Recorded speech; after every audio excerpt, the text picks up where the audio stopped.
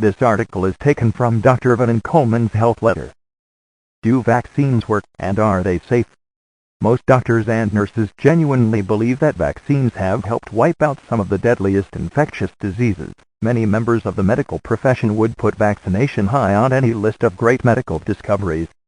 The perceived value of vaccination is so great that even though I have, for many years, been a vociferous critic of some specific vaccines, C-section headed whooping cough, I have up until now always been reluctant to damn all vaccination programs as worthless and dangerous.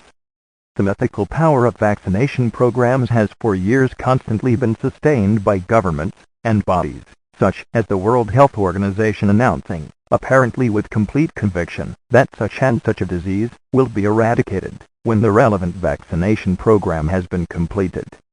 The principle behind vaccination is a convincing one. The theory is that when an individual is given a vaccine which consists of a weakened or dead version of the disease against which protection is required, his or her body will be tricked into developing antibodies to the disease in exactly the same way that a body develops antibodies when it is exposed to the disease itself. But in reality things are not quite so simple. How long do the antibodies last? Do they always work? What about those individuals who don't produce antibodies at all? Vaccination, like so much of medicine, is a far more inexact science than doctors and drug companies would like us to think. Vaccination is widely respected by doctors and others in the healthcare industry because of the assumption that it is through vaccination that many of the world's most lethal infectious diseases have been eradicated. But this simply is not true. As I have shown in many of my books, infectious diseases were conquered by the provision of cleaner drinking water and better sewage facilities. The introduction of vaccination programs came along either just at the same time or later when the death rates from the major infectious diseases had already fallen. There really is not any evidence to show that vaccination programs have ever been of any real value, either to individuals or to communities. The smallpox myth. One of the medical profession's greatest boasts is that it eradicated smallpox through the use of the smallpox vaccine. I myself believed this claim for many years. But it simply is not true. One of the worst smallpox epidemics of all time took place in England between 1870 and 1872, nearly 2 decades after compulsory vaccination was introduced.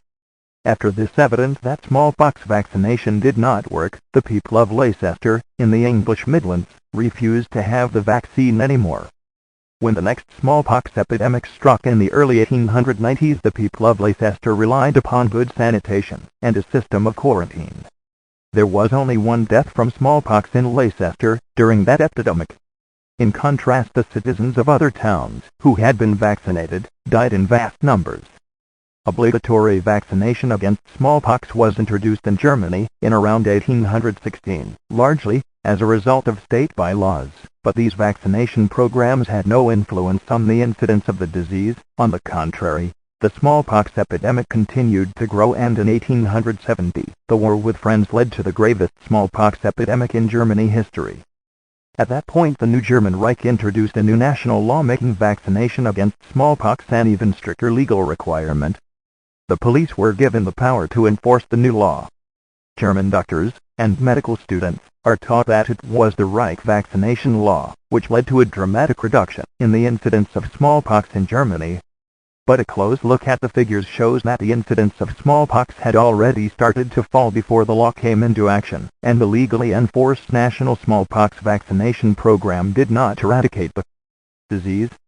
Doctors and drug companies may not like it, but the truth is that surveillance, quarantine, and better living conditions got rid of smallpox, not the smallpox vaccine. When the World Health Organization campaign to rid the world of smallpox was at its height, the number of cases of smallpox went up each time there was a large-scale and expensive mass vaccination of populations in susceptible countries. As a result of this, the WHO changed its strategy. Mass vaccination programs were abandoned and replaced with surveillance, isolation, and quarantine. For example, in the 1960s, Sierra Leone had the highest rate of smallpox in the world. The country got rid of smallpox in just over a year, largely by the simple process of identifying and isolating patients with the disease. The myth that smallpox was eradicated through a mass vaccination program is just that, a myth. It is worth pointing out that Edward Jenner, widely feted as the inventor of the smallpox vaccine, tried out the first smallpox vaccination on his own 10-month-old son. His son remained mentally retarded until his death at the age of 21. Jenner refused to have his second child vaccinated. Oh, and Edward Jenner was never a doctor and never passed a medical exam in his life.